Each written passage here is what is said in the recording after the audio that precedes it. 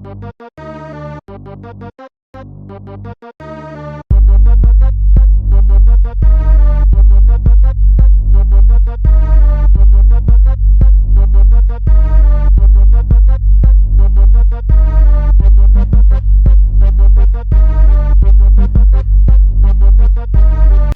One way तिकीटचा trailer launch झालेला आहे आणि त्याच्यामध्ये आता बघायला मिळालेलं आहे की एक युरोप टूर झाली आहे आणि क्रूजवरती हे झालेलं आहे. बॉलिवूडच्या वरचा लेवल गाठतोय आता मराठी चित्रपट.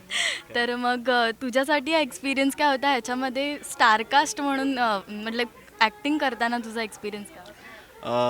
मुळातच जे तू आता म्हणालीस की बॉलिवूडच्या तोडीस तोड एक फिल्म इथे मराठीत बनते आहे आणि चांगलीच गोष्ट आहे. मराठीमध्ये रेकॉर्ड ब्रेकिंग फिल्म्स सध्या येत आहेत आणि खूप सिरियसली त्या घेतल्या जात आहेत आणि मुळात हिंदी इंडस्ट्रीलाही धक्का देईल की काय असं वाटते. इतपत ताकद आता मराठीची झालेली आहे.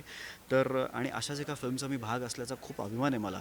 वन वे तिकीटचा तुमच्या चॅनलवरती इंटरनेटवरती सगळीकडे प्रोमो गाणी ही तुम्हाला आता बघायला मिळत असतील आणि आय एम प्रिटी शुअर की ती इतकी तुम्हाला मंत्रमुग्ध करून टाकणार आहेत. कारण मुळात गौरवचं अप्रतिम म्युझिक, जी गाणी माझ्या गाडीमध्ये सतत लूप मोड लागलेला आहे त्याचा आणि मी सतत ती गाणी ऐकतो आणि माझी खात्री आहे की लोकही ती सतत सतत रिपीटवर टाकून ती ऐकणार आहेत.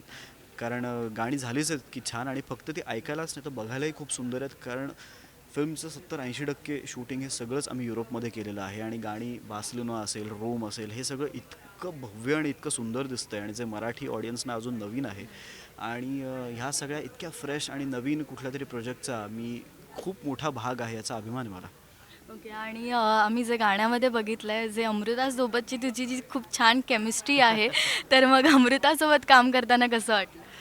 येस, मुळातच अमृता भयंकर टॅलेंटेड, भयंकर मस्तीखोर मुलगी आहे आणि हे कॉम्बिनेशनच वियर्ड आहे खरं, इतकी टॅलेंटेड आणि इतकी मस्तीखोर. तर मुळात सगळेच माझ्या आजूबाजूला सिनियर होते त्यामुळे लहान याच्यातली मुलं असतात ना त्यांचं रॅगिंग कसं होतं तसं माझं रॅगिंग होत होतं थोडंसं. पण even I enjoyed the ragging as well. कारण त्याच गोष्टी आपल्याला कायम आयुष्यभर लक्षात राहतात आणि आय एम व्हेरी हॅपी की अमृतासारखी एक अप्रतिम सुंदर खूप डेडिकेटेड मुलगी माझ्या अपोजिट आहे आणि खूप काही शिकायला मिळालं मला मुळात तिच्याकडनं. अच्छा. आणि एक युरोप कंट्रीमध्ये मग तू तिकडे एक सिटिझन्स आणि आपली जी लाईफस्टाईल आहे ती खूप डिफरंट आहे. तर त्या लाईफस्टाईलमधून काही शिकण्यासारखं होतं का? फॉर्च्युनेटली माझ्या बाबतीत असं झालं आहे की माझ्या इंजिनिअरिंगनंतर मी 2 वर्ष ऑस्ट्रेलियात राहिलो. त्यामुळे काय म्हणूया त्याला, त्या गोऱ्यांचं राहणं कसं असतं हे मी अनुभवलं होतं. ते कसे राहतात, कसे जगतात हे मी अनुभवलं होतं. रादर ते शूटिंग्सकडे आपल्याकडे गर्दी करून असे असे बघतात, तसे ते मुळातच उभे नाही राहत. गर्दी करून उभे नाही राहत. काय काय कोणाचं चाललं आहे शूटिंग असं ते काही करत नाहीत. ते फक्त असं जाता बघतात, हां शूटिंग चाललेलं आहे. त्यामुळे मगाशी मी गमतीत असं म्हणालो की वाई आणि युरोप दोघांना इतकी सवय झाली शूटिंग्सची की त्यांना काही तर फार वाटत नाही की हां रोज होत असतात शूटिंग्स आमच्याकडे.